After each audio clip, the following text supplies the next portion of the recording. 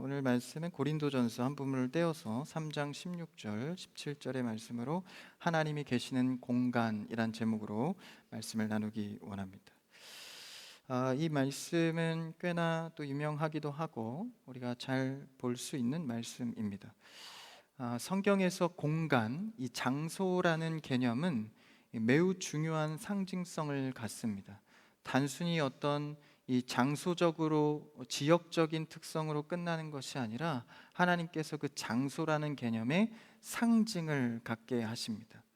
그래서 특히 구약의 많은 장소 가운데 하나님이 임재하시면서 그 상징을 나타내는데, 오늘 말씀 제목처럼 하나님이 계시는 공간, 이런 제목으로 우리가 이 공간에 하나님께서 계신다는 그 개념을 우리가 살펴보기 원합니다. 하나님은 편재하시죠. 그러니까 모든 곳에 아니 계신 곳이 없습니다. 우리의 마음에도 계시고 이곳에도 계시고 세상 모든 만물 위에 계시며 하늘에도 계십니다. 우리의 지성으로는 이 개념이 이해가 가지 않지만 실제 그러하다라는 것이죠. 그렇다면 특정 공간이라는 개념을 오늘 하나님이 계신다라고 설정하면서 그 의미를 우리가 보기 원합니다. 하나님이 특별히, 하나님은 영이셔서 보이지 않는데 어떤 특정한 공간에 계신다라는 표현은 하나님께서 실제 하신다라는 것을 상징합니다. 그래서 하나님이 어느 공간에 계신다라는 것을 굉장히 신뢰롭게 전하는 것인데, 고린도 교회 성도, 오늘 말씀이 고린도전서인데 고린도 교회의 성도들은 당시에 사도 바울을 통해서 이 말씀을 들을 때 꽤나 어느 정도 자신들이 신앙이 있다고 생각했습니다. 어느 정도 경제력도 있고 고린도 지역이 문화도 활발하니까 꽤나 괜찮게 살고 있다고 생각한 사람들입니다. 어쩌면 우리들처럼 교회 예배도 잘 지키고 삶도 꽤나 괜찮은 모습을 생각할 때 그 사람들에게 그 성도들에게 향하여서 바울이 그 이상의 도발적인 메시지를 오늘 전하고 있습니다. 우리도 사실 겉보기에는 예배도 드릴 만큼 드리고 또 열심을 낼 것은 열심을 내고 신앙생활하는데 문제가 크게 없어 보이고, 때로는 더러 모태 신앙이라 하여 또 신앙의 교회의 문화도 많이 아는 사람들, 그런 사람들에게 다소 맞지 않는 것 같은 메시지를 오늘 사도 바울이 전하고 있는 것이죠. 그러면서 그 말씀이 16절에 보니까 어떤 문체입니까? 너희가 이것을 알지 못하느냐, 질문체로 던져요. 그러니까 알고 있어야 하는데 왜 모르냐 라면서 스스로 돌아보게 하는 것이죠. 사실 이런 질문체가 좀 더 무섭게 들릴 때가 있습니다. 질문이 더 오히려 강력한 호소가 될 때가 있는 것이죠. 그래서 너희가 당연한 것 혹은 배워서 알고 있어야 할 것, 아니 이제는 알아가야 할 것을 아직도 모르고 있냐? 라고 하면서 이것을 알지 못하느냐. 그 안타까움과 호소적인 메시지를 고린도전서 성도들에게 전하고 있는 것입니다.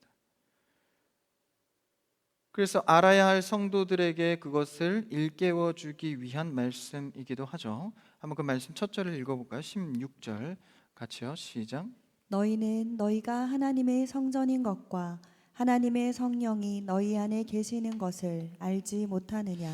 어떤 내용에 대해서 알지 못한다고 하나요? 이 공간의 개념인데, 너희가 하나님의 성전이라는 것, 그러니까 하나님의 성전은 이스라엘 민족 역사로 볼 때 예루살렘 성을 말하죠. 근데 오늘 사도 바울은 너희가, 그러니까 성도들이 하나님의 성전이다, 그러니까 나 자체, 우리 자체가 성전이라고 표현하는 거예요. 이것은 어떤 비유적인 표현이 아니라 공간의 실제적인 이야기를 하고 있는 것입니다. 또한 나아가서 하나님의 성령이 너희 안에 계시는 것을 알고 있느냐, 알지 않느냐라고 말하는 거죠. 성령 하나님이 성전된 우리, 나에게 거하신다. 그 성령님께서 내 안에서 거하시기, 성전 안에 거하시기 때문에 우리가 변화되고 그 뜻대로 살아갈 수 있는 것이죠. 그 개념을 사도 바울이 전하고 있는 겁니다. 성령이 내 안에 거하시는 것은 성령이 내 안에 거주한다라는 뜻입니다. 그러니까 여기서 계신다, 내 안에 계신다라는 표현이 다른 성경 본문에서도 성령 하나님이 계신다, 내 안에 계시고 성령님 안에 내가 있고, 그때 계신다라는 표현과는 조금 다릅니다. 같은 표현이지만 원어적으로 볼 때 여기 오늘 본문에서는 거주하신다, 그리고 다른 본문에서는 머문다라고 표현합니다. 그러니까 거주하는 게 조금 더 정착의 느낌이 있죠. 그래서 오늘 본문이 훨씬 더 강하게 표현하고 있는 겁니다. 성령 하나님이 성령된 너희의 마음에 거주하신다. 여러분, 성령 하나님이 여러분의 마음에 거주하는 신앙 되기를 축복합니다. 그러니까 늘 성령 하나님이 계시지만 내가 헷갈리는 거예요. 성령님이 일하시나? 과연 머물고 계신 건가? 오늘 말씀에 강력하게 너희 안에 애초에 그냥 정해서 사신다, 거주한다라는 개념이 우리 안에 들어오면 불안이 떠나갑니다. 사실 우리나라 이 사람들이 굉장히 부동산에 굉장히 민감하고 또 굉장히 특이한 케이스들이 많죠. 그래서 이 미국만 해도 거의 렌트잖아요, 이 집을. 근데 우리는 무조건 사는 게 최종 목적지 아닙니까? 근데 좀 신앙하고는 좀 맞지 않는 것 같은데, 머물다 가야 되는데. 근데 왜 그런 집을 소유하고 싶죠? 안정감 때문입니다. 늘 불안해하고 늘 거점에 대해서 고민해야 하고 그런 게 없어지잖아요. 그래서 우리가 거주한다라는 것은 우리의 마음에 안정감을 줍니다. 성령 하나님이 우리 안에 거주함으로 신앙에 안정감이 있기를 축복합니다. 그래서 내 안에 성령님이 거주하고 계신가? 너희는 거주하고 있다는 사실을 알고 있냐라고 질문체로 강력히 호소하고 있는 것이죠. 성령이 내 안에 계신다는 것을 알고 있으면 그 다음에 내가 성전이란 개념은 사실 쉽게 이해가 됩니다. 성령 하나님은 그냥 아무데나 거하시지 않으세요. 임재하시는 곳, 거룩한 곳, 하나님이 정한 곳에만 임하십니다. 그게 나라고 하시는 이유가 뭐예요? 성령이 내 안에 계시니까. 그래서 하나님께서 우리를 성전이라고 한 개념은 내 안에 성령이 계신다라는 개념과 일맥합니다. 그래서 우리가 성전이라고 하면 구약과 신약의 시대가 조금 다르다고 볼 수 있는데, 성막이나 오늘날로 치환하자면 이제 교회 건물 정도로 생각할 수 있겠죠. 그런데 이런 건물의 장소적 개념이 아니라 너희가 성전이라고 하는 거예요. 나보고 성전이라고 하는 거예요. 그러니까 하나님께서 우리를 보실 때 나 자체를 장소적 개념으로 보신 겁니다. 너희 안에 거한다.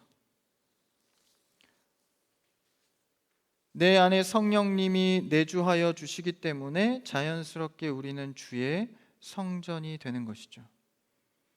구약으로 거슬러 올라가 보면 예루살렘 성전이 있습니다. 이 다윗의 때를 넘어서 솔로몬 때 지어진 성전인데, 하나님께서 언약 백성 가운데 임재하신다, 거하신다는 상징이 바로 성전입니다. 그래서 다윗이 하나님의 언약궤를 성전 안으로 들여올 때 막 기뻐서 바지가 내려갈 정도로 춤을 춰서 좋아하잖아요. 그러니까 하나님의 임재가 있는 장소에 대해서 귀하게 기뻐하는 겁니다. 그래서 임재의 중심이 구약에서는 예루살렘 성전이었죠. 그리고 그 전에는 성막, 모세가 이끌던 이스라엘 백성들이, 성막은 임시 텐트죠. 하나님이 임하시는 성막을 지었다가 또 이동하면 그 성막을 설치하고. 근데 이것이 신약의 성전의 개념으로 넘어오면서 이 모든 성전의 개념, 율법을 그리스도가 십자가로 완성하십니다. 그래서 이제는 성전이 단순히 건물이 아니라 하나님의 백성, 곧 성도가 그 안에 그리스도가 거함으로 성전이 되었다라는 것이죠. 그러니까 우리는 구약의 그 예루살렘 성전인 건물의 장소적 성전과 신약의 그리스도로 넘어와서 성도가 성전 자체가 된 것, 이 두 가지 모두를 취해야 할 것입니다. 그러니까 우리가 흔히 구약은 이제 지나갔고 신약의 시대다 해서 구약을 그냥 무시해버리는데, 그것이 아니라 구약과 신약의 성전 모두 그리스도를 통한 우리가 취해야 할 성전의 개념입니다. 그래서 오늘날 이 건물들도 구약의 성전의 개념을 상징해서 다루어져야 하는 거예요. 개혁주의 신학에서는 하나님의 이 초월성과 내재성의 균형을 같이 봅니다. 그래서 하나님의 성령은 초월성이지만 실제로 거하는 장소는 내재성으로 이 균형을 이룹니다. 그러니까 성령 하나님이라고 해서 그냥 뜬구름 잡듯이 어디에 뭐 떠다니시고 그냥 감정으로 이해하고, 그게 아니라 실제 내 안에 내재적으로 거한다라는 것이죠. 여러분, 우리는 영을 실제로 볼 수 없지만 그 영을 느끼는 자들입니다. 성령 하나님이 우리 안에 거한다는 이 내재성과 초월성의 개념을 우리가 둘 다 취해야 하는 것이죠. 그래서 우리는 하나님이 실제 거하는 공간이 됩니다. 그러므로 우리의 몸은 실제적 성전이 되는 것이죠. 여러분, 우리는 하나님이 거하시는 실제적 성전인 줄 믿습니다. 옆 사람과 한번 고백해 보십시오. 당신은 주님의 성전입니다. 믿기지 않으세요? 믿음으로 하십시오. 당신은 주님의 성전입니다. 다르게 보이죠? 당신이 주님의 성전, 나도 주님이 거하시는 성전. 얼마나 귀합니까? 그래서 공식적으로 성령 하나님이 신약시대 때 임하실 때 오순절 다락방이라는 장수적 개념을 명확히 하죠. 거한다, 실제 나는 왔다라는 것을 강조하는 겁니다. 그래서 그 장소적 개념을 넘어서 우리 안에 거하시는, 그게 신약에 공식적으로 임하신, 그전에도 있었지만 공식적으로 임하신 마가 다락방의 오순절 성령 사건 아닙니까? 그래서 이 공간이라는 개념은 우리에게 매우 중요한 상징을 갖습니다. 구약시대에 보면 시내산에 하나님이 임하여서 그 공간을 거룩하다 하여 모세 보고 신발을 벗고 나오라고 하죠. 근데 이상하잖아요. 그 전에는 그냥 아무렇지 않은 시내산 땅이었는데 하나님이 임재하니까 그곳이 거룩한 땅으로 변한 거예요. 신발을 벗고 나오라라고 하죠. 성소를 지어서 지성소 안에 대제사장만 들어가서 특별한 임재와 특별한 공간에 대한 경험을 했죠. 그래서 대제사장에게 가서 자신의 죄를 대신 맡기기도 하고 그 장소에 대한 거룩함을 구약시대 때 누렸습니다. 그래서 그리스도를 통해 이제 신약, 우리의 시대로 넘어와서는 그리스도가 성령을 통해 우리 안에 거하심에 장소적 개념이 우리 안에, 그 원리가 똑같다라는 것입니다. 그래서 우리 안에 하나님의 초월성과 실제성을 발견하고 실제 장소적 개념으로 우리를 생각해야 한다라는 것이죠. 그럼 이 성전된 우리의 몸에 대해서도 한번 묵상해 봐야 합니다. 멀지 않은 성경책에서 고린도서 6장 뒤에 조금 넘어가면 6장 19절에 이 몸에 대한 내용을 다루거든요. 한번 읽어볼까요? 시작. 너희 몸은 너희가 하나님께로부터 받은 바 너희 가운데 계신 성령의 전인 줄을 알지 못하느냐. 너희는 너희 자신의 것이 아니라. 몸을 어떻게 표현합니까? 우리의 몸은 하나님께로부터 받았대요. 이상하네요. 우리는 사실 부모님의 유전자를 통해서 태에서 출생했는데 오늘 성경의 영적인 개념에서는 띄워놔 주세요. 하나님께로부터 받았다. 뭐가요? 너희의 몸이. 개념이 다른 거예요. 성도들은 물론 부모님을 통해 나왔지만 영적으로 다른 시각으로 본다면, 성령의 시각으로 본다면 하나님께로부터 우리는 받았다라는 겁니다. 하나님께로부터 받은 몸이 마음에 드십니까? 우리는 유전자적으로 누가 우월하고 열등하다, 그게 아닙니다. 우리의 개념 속에는 하나님이 주셨다라는 것이죠. 그럼 하나님이 우리에게 이 몸을 주셨다는 데는 이유가 있고 의미가 있습니다. 이 개념으로 바꾼다면 어떠세요? 컴플렉스로부터 좀 자유하십니까? 하나님의 의미가 내 안에 주심으로 있다라는 것이죠. 만약 여러분 몸이 아쉽다면 아직 의미를 찾지 못했을 수 있습니다. 내가 좀 더 똑똑하고 좋은 유전자로 좀 예쁘고 멋지고 키도 좀 컸으면 좋겠고, 그런데 우리는 이제 달리 봐야 합니다. 하나님께서 우리의 몸을 주셨다. 이 개념으로 본다면 어떻게 우리를 외형적 모양으로만 판단할 수 있겠어요? 중요한 것은 이 몸을 주셨을 때 성령 하나님의 전으로서 주셨다라는 거예요.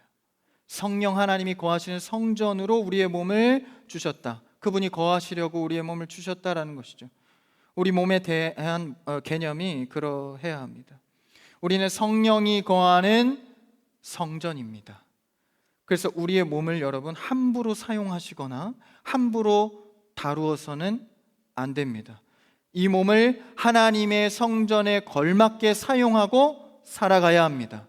그러니까 하나님의 자녀들은 몸을 함부로 하면 안 되는 거예요. 내 마음대로 그냥 쓰거나 안일하게 생각해서는 안 되는 것이죠. 이게 바로 고린도전서 성경에서 말하는 몸에 대한 개념입니다. 여러분, 우리 하나님의 성전으로서 몸을 거룩히 다룰 수 있는 여러분 되기를 축복합니다. 그래서 특히 청년의 때 젊으니까 혈기가 있잖아요. 그래서 몸을 그냥 나의 맘대로, 그래서 여러분 건강도 관리 잘 하셔야 됩니다. 그것이 하나님께서 우리에게 성전으로 주신 몸에 걸맞는 삶이죠. 그다음 두 번째는 몸에 대한 얘기를 했으면 이제 실제적 장소, 오늘날로 말하자면 교회라고 할 수 있는데, 하나님을 만날 장소와 공간은 늘 필요합니다. 구약의 성도들도 성막을 지어서 지성소를 만들어서 하나님을 그곳에서만 만났죠. 선지자들도 제사장들도 특정한 공간에서 하나님을 만났습니다. 오늘날 우리도 뭐 그냥 가는 곳이 다 편지에 있는 하나님이 계신데 뭐 어디서든 예배하면 되는 거 아닌가? 맞을 수도 있겠지만 사실 성경적 원리로 본다면 하나님이 제정한 머리 대신 교회에 나와서 하나님을 만나고 또 동역하고 그분의 일들을 발견해야 합니다. 특정한 정한 장소가 있다라는 것이죠. 그 개념은 다르지 않습니다. 그래서 우리는 늘 어느 시대 때나 장소와 공간이 늘 필요했습니다. 여러분, 크리스찬 교회에 나와서 하나님의 임재를 경험하시고 하나님을 쉽게 만날 수 있는 여러분 되기를 축복합니다. 힘들면 교회로 나오십시오. 예배의 자리로 나오십시오. 이곳은 하나님께서 예배를 받을 만한 특별한 공간으로 제정하신 곳입니다. 그래서 우리는 하나님을 만날 수 있는 공간은 늘 특별하게 다루어졌습니다. 에덴 동산도 사실 이런 성막과도 같거든요. 성소와 같습니다. 하나님을 만나던 공간이었죠. 예루살렘 성도 마찬가지입니다. 오늘날 교회, 이 크리스찬 교회도 마찬가지입니다. 그런데 우리가 생각할 때 중요한 성전 개념 하나가 오늘 말씀을 통해서 하나 더 들어온 거죠. 이 장수적 개념의 성전과 또 다른 장수적 개념인 우리의 몸입니다. 그리고 그것을 뭐라고 표현하죠? 너희, 16절을 보십시오. 그러니까 복수로 표현을 해요. 너라고 안 하고 너희라고 표현하는 것은 각자의 성전된 개인의 몸이 함께 할 때 이 자체도 너희가 성전이다라고 말하는 것입니다. 그러니까 개인의 단수이자 복수인 모임에 하나님께서 우리의 무리를 보시고 성전이라고 하고 있는 것이죠. 개인의 몸된 성전과 이 공동체적 교회의 성전, 우린 이 두 가지의 성전을 하나님의 임재의 상징으로 묵상해야 합니다. 여러분, 우리는 성령 하나님이 내 안에 머무는 것이 아니라 거주하시는 것입니다. 그래서 우리는 성전으로서 하나된 모임, 성전이 하나 돼서 모여서 거룩한 성전, 그러니까 우리와 우리의 모임을 성전이라고 할 때 그러면 건물적인 성전은 중요하지 않은 게 아닌가 뭐 이렇게 생각할 수도 있어요. 근데 제가 강조했다시피 장수적 개념은 구약의 상징성을 갖고 온 겁니다. 그래서 실제 우리가 땅을 딛고 거하는 이 장소도 구약의 정신으로 볼 때 이 구약의 내용을 담는 처소가 되는 거죠. 그러니까 이 교회 건물은 다른 곳에서 이런 똑같은 소재의 건물을 써서 짓는다고 해서 같은 게 아닙니다. 주위의 사람들이 모여 하나님의 정한 시간에 예배하는 공간, 이 성전의 상징성을 갖고 있기 때문에 이 건물이 거룩하게 구별되어져야 하는 것이죠. 그래서 여러분, 예배당은 특별히 더 하나님의 임재에 가깝다고 할 수 있기 때문에 여러분들이 더 소중히 해야 하는 겁니다. 그래서 여타 교회는 주일날 예배를 많이 드리잖아요. 그러니까 평일에는 뭐 불도 끄고 문도 잠그고 아무도 사용 안 하니까 아까운 거예요. 좀 이걸 개방해서 문화 공간으로도 쓰고 사람들도 들락날락하면서 얼마나 좋습니까? 이 생각은 좋았어요. 근데 성경적이진 않습니다. 좀 보수적으로 말해서 성경적인 방법이 아닙니다. 그래서 뭐 세미나실로 바꾸기도 하고 좀 운동시설로 의자를 빼서 평일에는 만들었다가 다시 주일에는 세팅해서 예배를 드리고, 물론 예배 장소가 없어서 절실한 마음에 북한 지하교회처럼 혹은 교회가 없어서 한시적으로 임시적으로 쓰는 것은 얼마든지 가능하지만 이미 구별된 장소로 택하시고 매주 예배를 드리는 이 예배당이 마음대로 변형되고 변경하는 것은 옳지 않습니다. 평일에 아깝다고 다른 공간으로 내어주고 하나님의 거룩한 예배당을 다르게 쓰는 것은 구별됨의 상징에서 벗어나는 것이죠. 전에도 제가 몇 번 말씀드렸는데 이 공간이 평일에 예배를 드리지 않고 문을 잠그고 불을 꺼져 있는 이 상태만으로 구별된 공간이라는 선언을 하고 있는 겁니다. 메시지를 전하고 있는 거예요. 이곳에는 하나님이 예배하는, 기도하는 집이다. 여러분, 우리는 세상에 아무리 많은 가치가 변하고 교회의 문화도 변한다 할지라도 성경의 가치관을 붙들고 지켜가는 여러분 되기를 축복합니다. 그래서 투표 잘 하셔야 돼요. 정치 지도자들 잘 뽑아야 됩니다. 꼭 기독교인만 뽑으라는 법은 없어요. 정말 하나님 안에서 정치 잘하고 하나님 안에서 나라 잘 세워갈 사람. 그래서 이 공간에 대한 개념은 매우 중요한 것이죠. 이 예술의 전당 여러분 가보셨어요? 서초에 예술의 전당이 있는데 거기에 가보시면 이제 막 많은 현수막들이 걸려 있어요. 공연 안내를 하거든요. 근데 여러분 대중가수가 예술의 전당 현수막에 걸리는 경우는 거의 없습니다. 그래서 15년 정도 전만 해도 아예 받지 않았어요. 근데 이제 좀 예술의 전당도 좀 문화의 벽을 허물면서 이제 몇몇 대중 가수들을 받으면서 공간을 열어주기도 했는데 그 예술의 전당 공연장을 왜 그렇게 까다롭게 심의하고 그렇게 쓸까요? 바로 그 용도에 맞는 정체성을 지켜가기 위함입니다. 대중 가수가 뭐 공연할 데가 없어서 그럴까요? 그렇지 않죠. 공연할 때는 너무나도 많죠. 근데 예술의 전당이라는 그 정체성을 잘 지켜가려는 노력인 것이죠. 요새는 이제 빗장이 많이 열려서 많은 대중 가수들이 이용하기도 하지만 세상도 장소적인 정체성을, 그 고귀함을 지키기 위해서 이런 노력들을 하는데 하물며 하나님이 임재한다는 상징의 성막과 교회를 함부로 내 마음대로 결정하는 것은 성경적이지 않습니다. 이 원리로 본다면 또 성전이 건물 교회 말고 또 어디 있다고요? 나도 하나님의 성전이라고 말씀은 분명히 말해주고 있는데 내 몸을 함부로 더럽히거나 함부로 사용하는 것은 성경적이지 않다라는 거예요. 성도에 걸맞지 않다라는 것이죠. 여러분은 성전된 성도로서 하나님 앞에 걸맞는 성전의 삶을 사시기를 축복합니다. 그래서 잘 안 되더라도 거룩한 삶으로 나아가셔야 합니다. 하루에 반발자국이라도 나아가셔야 됩니다. 내가 성전으로서, 하나님의 성전으로서 내 안에 거주하시는 성령이 계시는데 내가 어떻게 살아가야 할까? 그 반대급부로 17절로 넘어가서 그럼 하나님의 성전을 더럽히면 어떻게 되는가? 매우 극단적인 결론을 짓고 있는데 17절 한번 읽어볼까요? 시작. 누구든지 하나님의 성전을 더럽히면 하나님이 그 사람을 멸하시리라. 하나님의 성전은 거룩하니 너희도 그러하니라. 좀 말씀이 무섭습니다. 성전을 더럽히면 이것도 좀 불쾌한데 더 어떻게 하죠? 그렇게 하면 멸하시리라. 그러니까 타협이 없다라는 거예요.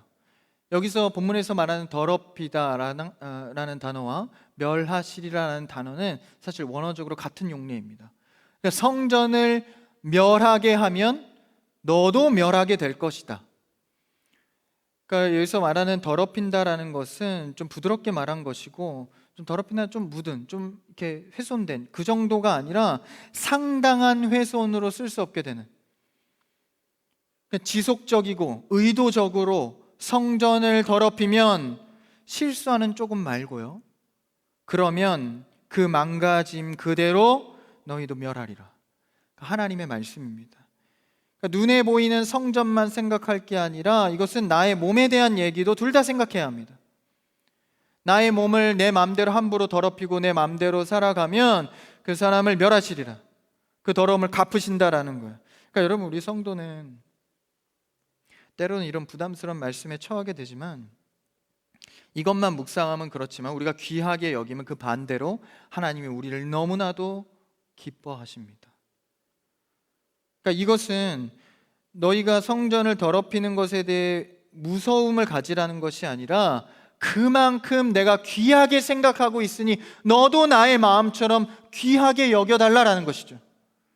그래서 하나님은 우리에 대해서 늘 인격적으로 대하시기를 좋아하시잖아요. 왜요? 성전된 너희가 귀하니까. 여러분이 살면서 최근 가장 귀하게 여기는 것이 무엇입니까? 뭐 사람이 되었든 뭐 물건이 되었든 어떤 개념이 되었든 여러분이 귀하게 여기시는 게 있을 거예요. 가장 귀하게 여기시는 것을 하나만 생각해 보십시오. 저는 교회요. 오늘 배운 거를 잠깐 내려놓으시고 여러분 최근에 가장 귀한 게 뭡니까? 뭐 여러분이 갖고 있는 어떤 물건, 뭐 자동차, 집 어떤 겁니까?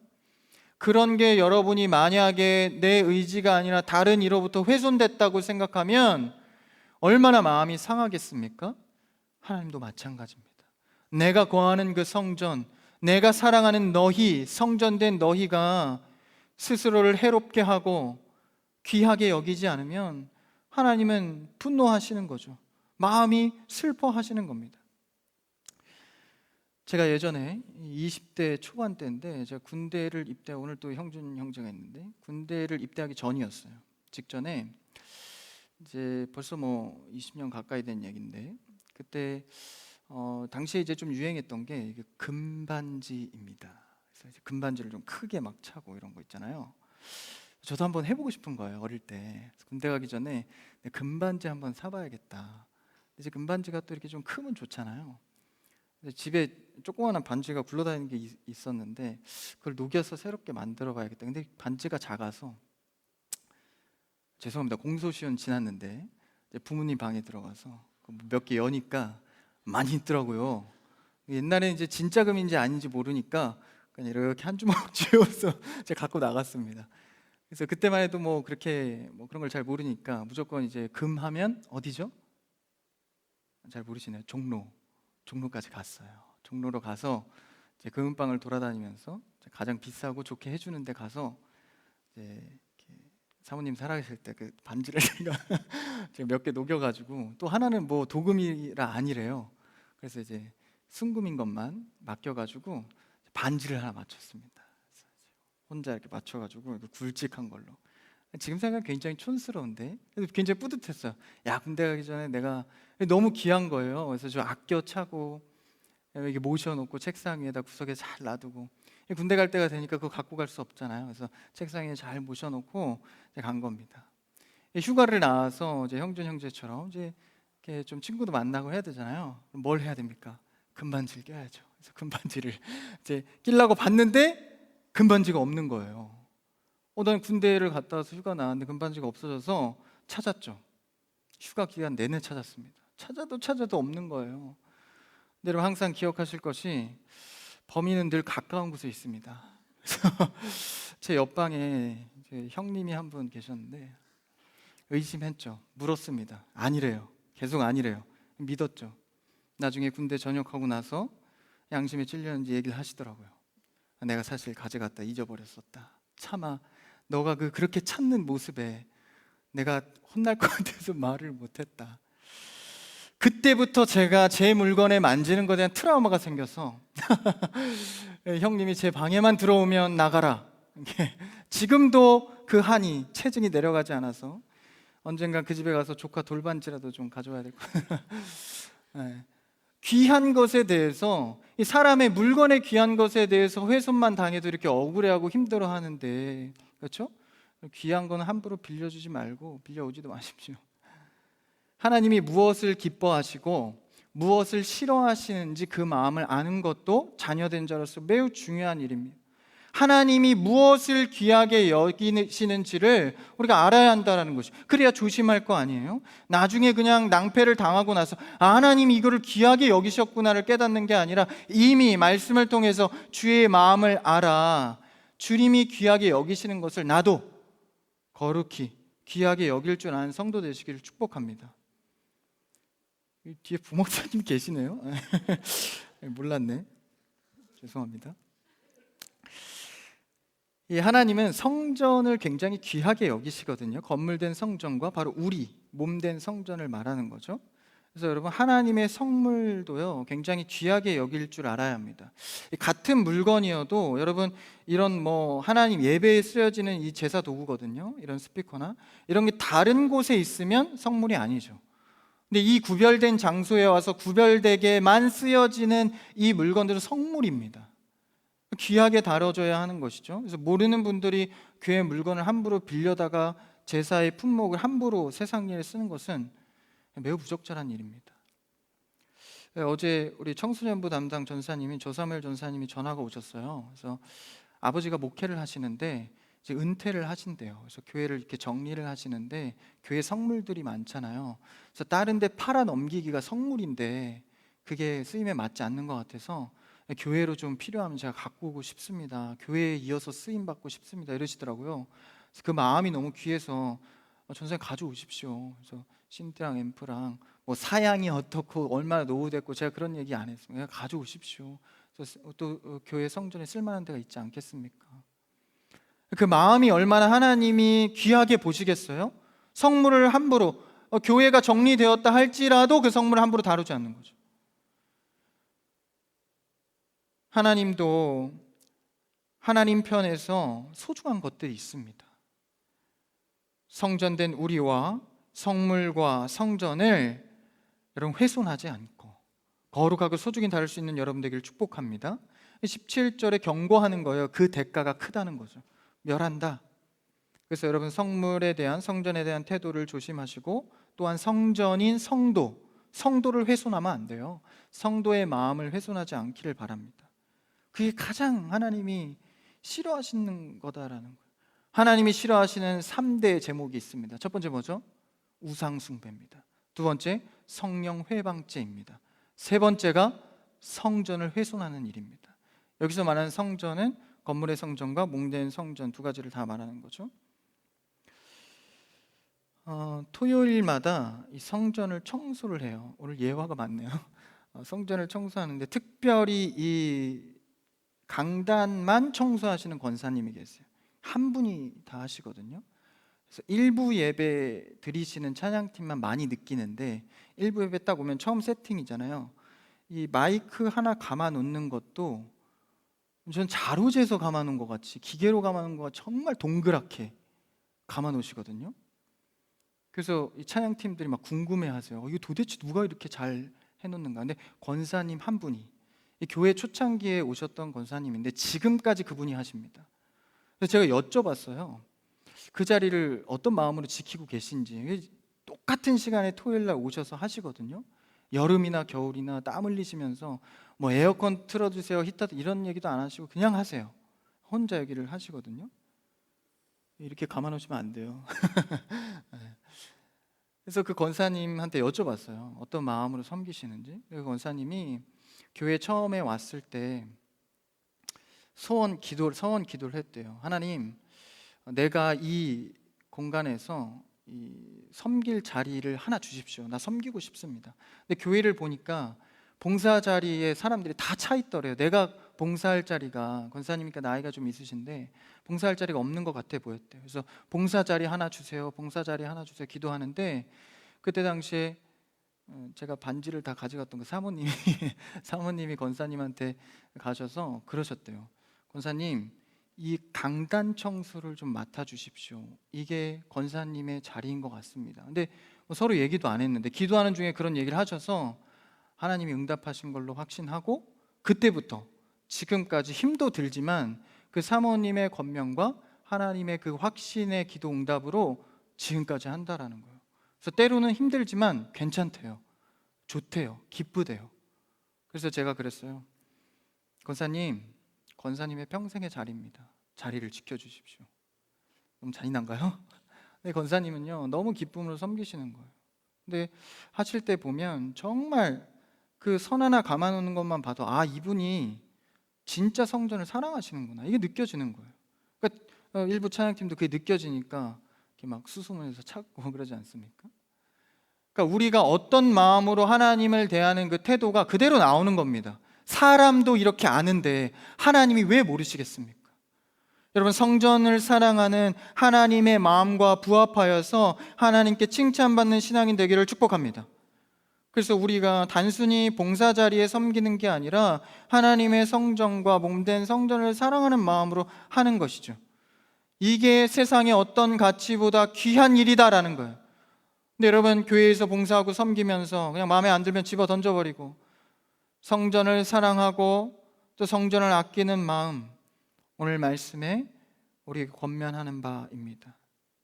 그래서 우리는 하나님이 어떻게 해야 기뻐하시는지를 말씀에서 찾아가는 것이죠. 우리의 몸인 성전이 그럼 더러워지는 건 또 뭘까요? 바로 옛 구습, 죄와 가까워지는 겁니다. 우리 몸이 더럽혀지는 것은 하나님과 반대인 죄와 가까워져서 그 죄에 대해서 해결하려 하지도 않고 습관적으로 달고 사는 이 죄들, 이게 바로 우리 몸된 성전을 더럽히는 것이거든요. 그럴 때마다 주께 나와서 하나님의 긍휼을 구하십시오. 회개하십시오. 그래서 다시 한번 씻어내시고 몸된 성전을 거룩히 관리하기를 축복합니다. 17절 후반에 보니까 너희 성전, 그 성전은 거룩하니 너희도 그러하라. 너희도 거룩하라. 구약에 많이 나오는 말씀이죠. 내가 거룩하니 너희도 거룩하라. 하나님의 성전이 거룩한 것은 당연한 것입니다. 하나님은 죄가 없으신 분이시기 때문에 그분이 계시는 것 자체가 거룩이죠. 그분이 거룩한데 우리 몸에 거하니까 당연히 우리도 구별된 삶을 살아가야 하는 것이죠. 하나님의 형상을 닮은 우리가 그래도 조금이라도 하나님을 닮으려고 삶의 방향을 정해야 하지 않겠습니까? 오늘 말씀을 논리적으로 정리해 보면 너희에게 성령이 임하시니 자연스럽게 너희의 몸은 성전이 되고 또 그 성전은 하나님이 거하시는 거룩한 곳이니 너희의 삶을 거룩함으로 이루어 가라라는 것입니다. 이런 논리적인 나열을 17절까지 하면서 하나님께서 거하시는 공간에 대한 개념을 교회적 건물적 공간, 또 모임, 그리고 우리 몸으로 나타내주고 있는 것이죠. 우리가 무엇이간데 내 안에 찾아와 거룩한 성령의 전으로 삼으시고 우리를 거룩한 삶으로 인도하실까? 여러분, 이것은 우리의 공로가 없는 주의 공로로 인한 은혜 중에 은혜입니다. 성전으로 부르신 우리를 하나님의 초대 가운데 우리는 그에 순종하며 기뻐하시는, 하나님 기뻐하시는 성전을, 건물의 성전과 몸의 성전을 사랑하고 아끼고 가꾸어가는 여러분이 되시기를 주님의 이름으로 축복합니다.